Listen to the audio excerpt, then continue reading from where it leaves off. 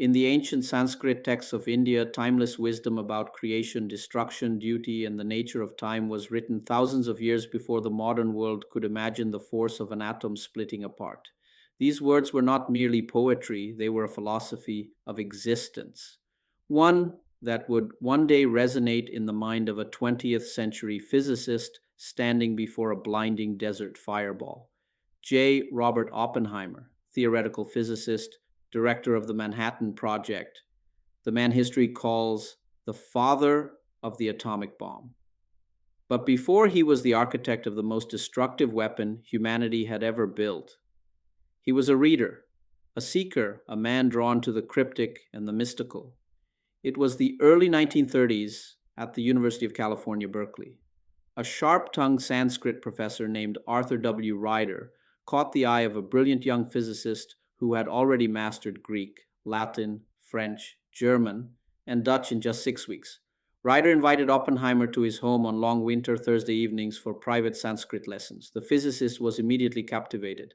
"I am learning Sanskrit," he wrote to his brother Frank, "enjoying it very much and enjoying again the sweet luxury of being taught."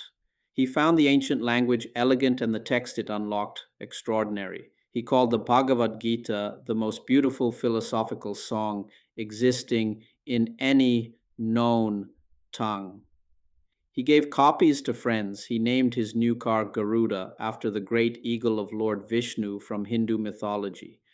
What drew Oppenheimer so deeply to these ancient verses? His biographers believed he was searching for something the cold precision of physics could not offer, a framework for living in the world fully engaged yet inwardly free. The Bhagavad Gita gave him exactly that. The Gita is set on the battlefield of Kurukshetra, where the warrior Prince Arjuna, paralyzed by moral doubt, refuses to fight. His divine charioteer, Lord Krishna, reveals to him the deepest truths of the universe. Act without attachment to the fruit of your actions. Do your duty, your dharma, without grief over outcomes, because the soul is eternal. What appears as death is transformation. What appears as destruction is part of the eternal cycle. In the Srimad Bhagavatam, these teachings go even deeper, describing the cosmic breath of Maha-Vishnu, where entire universes are created when he exhales and dissolved when he inhales. Thousands of creation-destruction cycles across 311 trillion years. Time, called Kala, is itself the destroyer of worlds. The Vedas do not fear this. They describe it as the natural order of an infinite, self-renewing cosmos. Then came July 16th, 1945. In the New Mexico desert, in the pre-dawn darkness of a site codenamed Trinity, the first atomic bomb detonated. A blinding flash, a roaring shock wave, a giant orange mushroom cloud rising into the sky. In that moment, Oppenheimer's mind returned instantly to the Bhagavad Gita. Gigitiastuit is natus yastavatsu fundi nitsti, and to chapter 11, where Lord Krishna reveals his cosmic universal form to the trembling Arjuna. If the radiance of 1,000 suns were to burst at once into the sky, that would be like the splendor of the Mighty One. And then Krishna's voice as time itself, "Now I am become death, the destroyer of worlds." Oppenheimer had built a weapon so vast, so final, so beyond human comprehension that only ancient scripture gave it a name.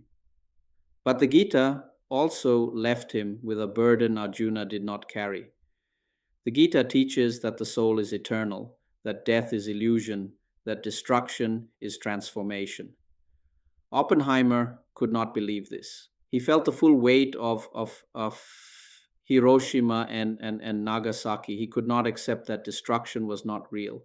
In some sort of crude sense, which no vulgarity, no humor, no overstatement can quite extinguish, he said, the physicists have known sin, and this is a knowledge which they cannot lose.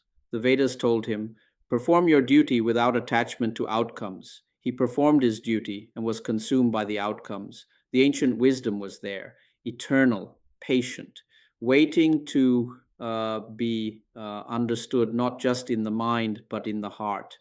Man is a creature whose substance is faith. Oppenheimer once translated from the Gita. What his faith is, he is. J. Robert Oppenheimer read the Bhagavad Gita not to escape the world, but to understand his place within it. The Vedas gave him the language for awe in the face of the infinite and the framework of duty in the face of impossible choices. The timeless wisdom of the Srimad Bhagavatam reminds us still creation and destruction are not opposites, they are the same breath of a universe that has always been and always will be.